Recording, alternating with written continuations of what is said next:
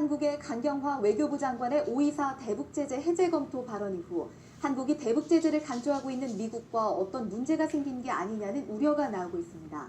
한국을 이해할 수 없다, 크게 걱정할 수준은 아니다라는 전문가들의 반응이 나왔습니다. 박승혁 기자의 보도입니다. 외교안보 싱크탱크인 애틀랜틱 카운슬의 로버트 매닝 선임연구원은 한국 강경화 외교장관의 5.24 제재조치 해제 검토 발언에 대해 놀랍다는 반응을 보였습니다. 천안함 폭침에 대한 북한의 사과를 받지도 않고 제재 완화를 논하는 것은 이해할 수 없다는 것입니다. I'm somewhat surprised because that's even being talked about in Seoul. There was an interest in easing sanctions on them, that they would at least get something for it. 미국과 한국의 균열을 우려하는 목소리도 나왔습니다. 데이비드 맥스웰 민주주의 수호재단 선임연구원은 이번 일은 동맹 간 마찰을 드러낸 것이라며 미국은 북한의 최대 압박을, 한국은 최대 대화를 각자 따로 추구하고 있다고 지적했습니다.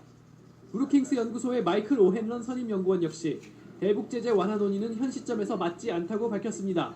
All we have so far is a temporary freeze on testing, and that's not enough to justify any major increase in economic cooperation.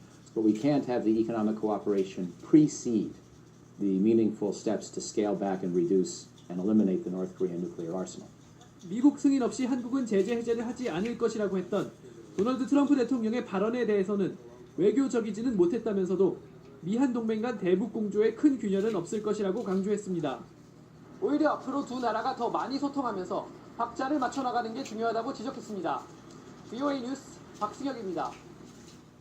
북한에 대한 제재를 강조하고 있는 도널드 트럼프 대통령이 오늘은 북한 문제가 잘 해결되고 있고 도발도 없다며 미북 관계가 좋다고 말했습니다. 하지만 전문가들은 북한 협상, 특히 군사 분야에 대해서는 일방적 양보를 해서는 안 된다고 지적했습니다. 조은정 기자입니다. 대북 제재에 대해서는 단호한 입장을 밝히고 있는 도널드 트럼프 대통령이 폭스뉴스와의 인터뷰를 통해 북한 문제에 대한 기대감을 다시 한번 밝혔습니다. 북한과 전쟁으로 가고 있었지만 지금은 정말로 관계가 좋다며 북한의 핵실험과 미사일 발사가 없다는 사실을 거듭 강조했습니다. 마이크 폼페오 국무장관에 대해서는 환상적인 스타라며 높이 평가했습니다. 폼페오 장관의 4차 방북 결과를 보고받은 뒤 비핵화 협상에 진전된 조치를 확인했음을 시사한 것으로 보입니다. I returned late last night from North Korea from a trip where we made real progress. 이런 가운데 폼페오 국무장관이 강경화 한국 외교부 장관에게 남북 군사 합의에 불만을 표한 것과 관련해 전문가들은 군사 분야에서 북한의 일방적인 양보는 안 된다고 지적했습니다. 폼페오 장관이 특히 문제 삼은 것으로 알려진 비행구역 문제는 문제가 크다는 것입니다. North Korea is not conducting large-scale aerial exercises near the DMZ.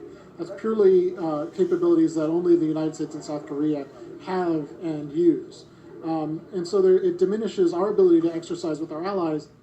국방부 부차관보를 지낸 덴마크 국장은 미국과 한국은 연합사령부를 유지하고 있기 때문에 군사 문제에 있어서는 더더욱 긴밀한 조율을 거쳐야 한다고 지적했습니다. VOA 뉴스 조은정입니다.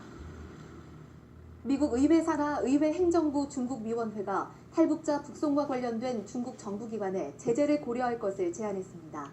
의회 산하 중국위원회는 연례 보고서를 통해 수많은 탈북 여성들이 강제결혼과 성매매를 위한 인신매매에 희생당하고 있다며 중국의 탈북자 북송 중단을 촉구하고 미 행정부에는 중국 기관에 대한 제재 고려를 제안했습니다. 로버트 넬러 미 해병대 사령관은 한국에서의 훈련은 해병대 준비태세를 위해 필수 불가결하다고 강조했습니다.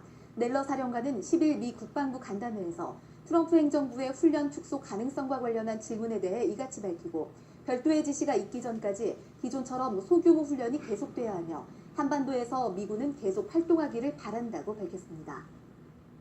올해 북한의 기아 수준이 더 심각해지면서 북한 아동들이 심각한 영양실조 상태라고 국제인도주의 단체가 밝혔습니다. 국제인도주의 단체 컨서널드 와이드와 미국 국제식량정책연구소는 2018 세계 기아지수 보고서를 통해 북한의 5세 미만 아동의 약 8%가 저체중이고 40%는 다육부진을 겪고 있다면서 북한의 기아 수준은 지난해 27위에서 11위로 높아졌다고 분석했습니다. VOA 뉴스 마칩니다. 시청해주신 여러분 고맙습니다.